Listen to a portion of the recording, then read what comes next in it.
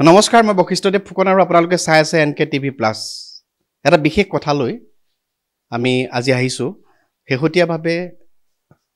চৰ্চা লাভ কৰা এটা বিষয় অসমীয়া ভাষাক ধ্ৰুপদী ভাষাৰ মৰ্যাদা দিয়া এই বিষয়টো শেহতীয়াকৈ চৰ্চালৈ আহিছে এজন বিশেষ ব্যক্তিৰ কাৰণে তেওঁ আন কোনো নহয় অসম সাহিত্য সভাৰ প্ৰাক্তন সভাপতি তথা বিশিষ্ট সাহিত্যিক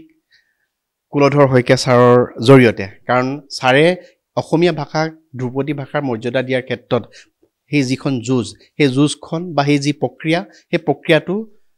তেওঁৰ পৰাই আৰম্ভ হৈছিল গতিকে শেহতীয়াভাৱে আৰু এটা বিষয় উত্থাপন হৈছে ছাৰে এই সন্দৰ্ভত ভাৰতৰ সন্মানীয় প্ৰধানমন্ত্ৰীলৈ এখন পত্ৰ প্ৰেৰণ কৰিছিল আৰু সেই পত্ৰখনৰ প্ৰতিক্ৰিয়াও শেহতীয়াভাৱে আহিছে গতিকে মই গোটেই কথাখিনি প্ৰথমে মই ছাৰৰ ওচৰলৈ যাব বিচাৰিছোঁ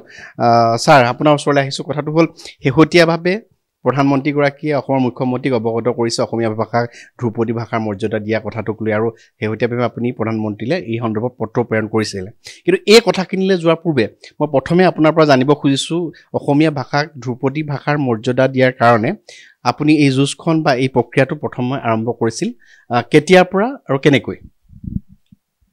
অসম সাহিত্য সভাৰ সভাপতি হোৱাৰ পিছতেই মই ভাবিছিলোঁ যে ভাৰতৰ 6টা ভাষাই এতিয়ালৈকে ধ্ৰুপদী ভাষাৰ সন্মান পাইছে অসমীয়া এনেকুৱা এটা ভাষা যাৰ অতি পুৰণি ইতিহাস বিৱৰ্তন আছে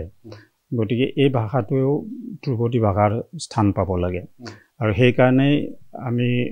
সাহিত্য সভাৰ জৰিয়তে বিভিন্ন ভাষাবিদ ভাষা বিজ্ঞানী তাৰপিছত প্ৰত্নতাত্ত্বিক পুৰাতত্ত্ববিদ আৰু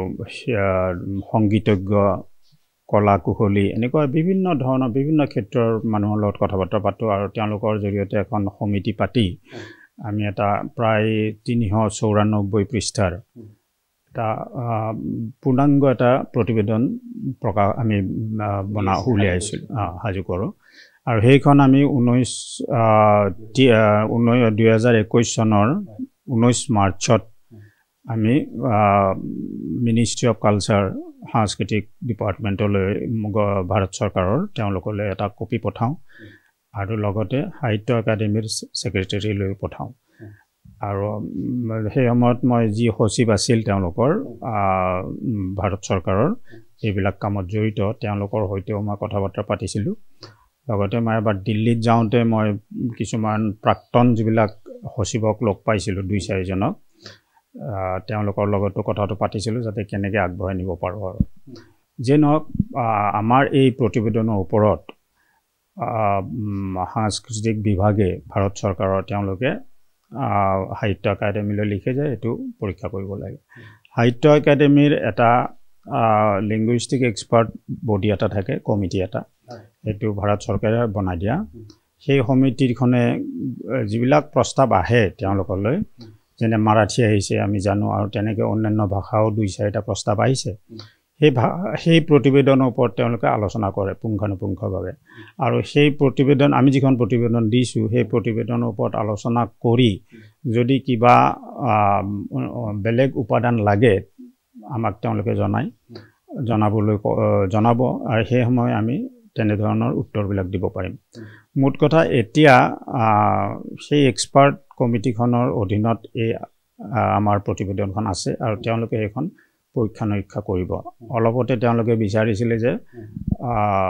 প্ৰত্যেকজন মেম্বাৰৰ তালৈ কপি পঠাব লাগে তেনেকৈ আমি PDF কপি ছপি যি লাগিছিলে যি ধৰণৰ বস্তু বিচাৰিছিলে তেওঁলোকে এইবিলাক মই পঠাই দিছিলোঁ আৰু আচলতে মই সাহিত্য সভাৰ পৰা এৰা কিছুদিন হ'ল সভাপতি হিচাপে ওলোৱা তাৰ অলপতে তেওঁলোকে অসম সাহিত্য সভাই মোক জনাইছে যে গোটেই প্ৰক্ৰিয়াটো যিহেতু আপুনি আৰম্ভ কৰিছিলে গতিকে আপুনি আগবঢ়াই নিব লাগে এইটো এনেকৈ তেওঁলোকে এখন চিঠিৰে মোক অনুৰোধ কৰিলে সেইমতে মই কামটো আৰু লাগি পৰিলোঁ তাৰ মাজতে মই সুধিব খুজিছোঁ ছাৰ যিহেতু কামটোত আকৌ লাগি পৰিলে আকৌ চিঠি লিখিলে প্ৰধানমন্ত্ৰীলৈ তাৰ পূৰ্বে মই অকণমান ৰাইজকো জনাব বিচাৰিছোঁ যে এটা ভাষাই ধ্ৰুপদী ভাষাৰ মৰ্যাদা পাবলৈ হ'লে মানে মূলতঃ কি এটা উপাদানৰ প্ৰয়োজন হয় কি লাগে ধ্ৰুপদী ভাষা হিচাপে পৰিগণিত হ'ব লাগিলে কমচে কম 1500 বছৰৰ আগৰ ভাষা এটা হ'ব লাগে লগতে অন্যান্য উপাদানবিলাক থাকিব লাগিব যে ভাষা হিচাপে কেনেকৈ বিৱৰ্তন হ'ল তেওঁলোক কেনেকৈ আগবাঢ়ি আহিল ভাষাৰ গোটেই বুৰঞ্জীখন তেওঁলোকক লাগিব গতিকে আমি অসমৰ যিবিলাক শিলালিপি আছে সূৰ্যাপদৰ নিচিনা সংগীতৰ ফেলৰ পৰাও আৰু অন্যান্য যিবিলাক আমাৰ ঐতিহাসিক মানে সাক্ষী আছে সামল আছে সেইবিলাক আমি গোটাই মেলি তেওঁলোকক দিছিলোঁ প্ৰতিবেদন সেইকাৰণে প্ৰতিবেদনখন 394 পৃষ্ঠা হৈছিলে আৰু সেইখন সেই তাৰে ওপৰত তেওঁলোকে এতিয়া আলোচনা কৰিব তাৰ পাছত এতিয়া যেহেতু প্ৰধানমন্ত্ৰীলৈ আপুনি পত্ৰ লিখিছিল প্ৰধানমন্ত্ৰীৰ পত্ৰ কেতিয়া লিখিছিল মই প্ৰধানমন্ত্ৰী ডাঙৰীয়ালৈ এই 9 তাৰিখে পত্ৰ পঠাইছিলোঁ জুলাই 9 তাৰিখে 2024 এই 9 তাৰিখে লিখি পেলাই তেখেতক জনাইছিলোঁ যে আপুনি এই কথাটোত অলপ চাব লাগে কাৰণ আমি 21 চনতে পঠাইছোঁ আৰু এইখন আপুনি আগুৱাই দিব পৰাৰ ব্যৱস্থা কৰিব লাগে সেই পত্ৰখনত মই আৰু দুটামান কথা উল্লেখ কৰিছিলোঁ আৰু আছিলে যে ভাৰত চৰকাৰৰ কিছুমান ৱেবছাইটত অসমীয়া লিপিৰ আমি দেখা নাপাওঁ ব্যৱহাৰ গতিকে সেইটো লিখিছোঁ যাতে সেইটো পুনৰ আমাৰ দিব লাগিব 3 নম্বৰ কথা তাত আৰু এটা লিখিছিল যে ইউনিকোড সম্পৰ্কটো আমাক এটা স্বতন্ত্ৰ স্থান লাগে এই গোটেই কথাখিনি লিখিছোঁ কিন্তু মোৰ মূল কথা আছিলে যে ধ্ৰুপদী ভাষা হিচাপে অসমীয়া ভাষাক কেনেকৈ ৰূপ দিব পাৰি গতিকে 12 জুলাইত তেখেতে এই চিঠিখন পাইছিলে আৰু মই ভাবিছোঁ তেখেতে যে আলোচনা কৰা বুলি ক'লে আমাৰ মাননীয় মুখ্যমন্ত্ৰী মহোদয়ৰ লগতো ভাল লাগিছে কথাটো শুনি পেপাৰত আমি পঢ়িবলৈ পাইছোঁ গতিকে গম পাইছোঁ যে তেখেতে এই কথাটোত গুৰুত্ব দিছে ছাৰ মই ৰাইজকো বিশেষকৈ দৰ্শকসকলকো জনাব বিচাৰিছোঁ বা আপোনাৰ জৰিয়তে জনাব খুজিছোঁ যে ধ্ৰুপদী ভাষাৰ মৰ্যাদা পোৱাৰ পাছত তেতিয়া আমাৰ কি কি সুবিধা হ'ব পাৰে ধ্ৰুপদী ভাষাৰ মৰ্যাদা পোৱাৰ পিছত তেওঁলোকে এটা চেণ্টাৰ অফ এক্সেলেঞ্চ বুলি এটা মানে এখন বনায় আৰু গোটেই ষ্টেটখনত লগতে অন্যান্য ৰাজ্যত বিভিন্ন ধৰণৰ চেয়াৰ তেওঁলোকে অসমীয়া ভাষাৰ প্ৰচাৰ আৰু প্ৰকাশৰ কাৰণে আৰম্ভ কৰে 3 নম্বৰতে তেওঁলোকে তাৰ এইবিলাক কথাত জড়িত হোৱাৰ কাৰণে অধ্যয়ন বা প্ৰচাৰ প্ৰকাশৰ কাৰণে তেওঁলোকে ফাণ্ডৰ ব্যৱস্থা কৰে বুলি গম পাওঁ এই কথাটো মই জানিব খুজিছোঁ এতিয়া পৰৱৰ্তী পৰ্যায়ত মানে কামখিনি কিদৰে আগবঢ়োৱা হ'ব এতিয়া মই অলপতে সাহিত্য একাডেমীৰ সচিবৰ লগতো কথা পাতিছোঁ তেওঁলোকৰ যিখন এক্সপাৰ্ট কমিটি আছে ভাৰত চৰকাৰে বনাই দিয়া ভাষাৰ সম্পৰ্কত সেই সমিতিখনৰ এতিয়া যেতিয়া বৈঠক হ'ব তাত আমাৰ অসমীয়া ভাষাও আলোচিত হ'ব আৰু তাত যদি কিবা অন্য উপাদানৰ প্ৰয়োজন হয় তেতিয়া আমি সেইবোৰ যোগান ধৰিম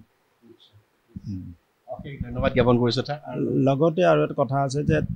সাহিত্য একাডেমীৰ এই সমিতিটোৱে যেতিয়া অনুমোদন জনায় যে এই ভাষাটো ধ্ৰুপদী ভাষা হোৱাৰ যোগ্য স্বীকৃতি দিব পাৰি তেতিয়া তেওঁলোকে চৰকাৰলৈ সেই প্ৰতিবেদন অনুমোদন কৰি পেলাই পঠায় তেতিয়া চৰকাৰে ঘোষণা কৰে যে এইটো দিয়া হৈছে তাৰমানে তাৰ সমান্তৰালভাৱে লিংগুইষ্টিক এক্সপাৰ্ট কমিটিখনৰো লাগিব লিংগুইষ্টিক এক্সপাৰ্ট কমিটি যিখন আছে সাহিত্য একাডেমী তেওঁলোকেই প্ৰথম সাহিত্য একাডেমী সেইখনেই সেই অনুষ্ঠানটোৱে সেই কমিটিখনেই প্ৰথম অনুমোদন দিব লাগিব যে এইটো পাৰি কৰিব বৈজ্ঞানিকভাৱে ঐতিহাসিক বহুত সমল ইয়াত আছে তাৰ ফলত ভাৰত চৰকাৰে এইটো বিবেচনা কৰি চাব পাৰে এইটো স্বীকৃতি দিবৰ কাৰণে তেতিয়াই ভাৰত চৰকাৰে এইটো স্বীকৃতি দিয়া বুলি ঘোষণা কৰে আপুনি ইমানখিনি লাগি আছে আৰু ভাষাটোৰ কাৰণে অসমীয়া ভাষা সাহিত্যৰ কাৰণে আৰু আমি আশা কৰোঁ আপুনি অনাগত দিনবোৰতো এই কামটোত যিদৰে লাগিলে শেষ কৰিহে আচলতে এটা ভাল খবৰ কঢ়িয়াই আনক আমি তাকে আশা কৰিছোঁ মই ভাবোঁ আমি আটাই বিচাৰোঁ এনেকুৱা কথাটো অসমীয়া ইমান পুৰণি ভাষা এটা নিজস্বতাৰ বিৱৰ্তন আছে জন্ম আছে গতিকে এইখিনিয়ে এটা স্বীকৃতি পাব লাগে ভাৰতৰ এতিয়া 6টা ভাষাক দিছে তাৰ মাজত সোমাব লাগে অসমীয়া ভাষা ধন্যবাদ জ্ঞাপন কৰিছোঁ ছাৰ আৰু ইতিমধ্যে আপোনালোকে নিশ্চয়কৈ গম পাইছে ডক্টৰ কুল শইকীয়া ছাৰে গোটেই কথাখিনি আপোনালোকক বা আমাক বুজাই দিবলৈ চেষ্টা কৰিছে ধ্ৰুপদী ভাষা কি ধ্ৰুপদী ভাষাৰ মৰ্যাদা কিদৰে পাব পাৰি ধ্ৰুপদী ভাষা মৰ্যাদা পোৱাৰ পাছত ভাষাটোৰ কাৰণে কি কি লাভ হ'ব পাৰে এই গোটেই কথাখিনি ইতিমধ্যে ছাৰে আমাক ক'বলৈ চেষ্টা কৰিছে বা আমাক কৈছে আৰু আমি আশা কৰিম ধ্ৰুপদী ভাষাৰ মৰ্যাদা অসমীয়া ভাষাই পাওক অন্যান্য যিসমূহ ভাষা ইতিমধ্যে 6টা ভাষাৰ কথা ক'লে তামিল তেলেগু মালায়ালাম কন্নড় সংস্কৃত আৰু যিটো উৰিয়া ভাষা গতিকে 7 নম্বৰ হিচাপে আমাৰ অসমীয়া ভাষাই লাভ কৰক আমি তাকে আশা কৰিছোঁ আৰু ছাৰে যিটো যাত্ৰা অব্যাহত ৰাখিছে সেই যাত্ৰা এদিন বাস্তৱত ৰূপায়িত হওক সকলোৱে গৌৰৱ কৰিব পৰা এটা ক্ষণ আহি উপস্থিত হওক আমি তাকে আশা কৰিছোঁ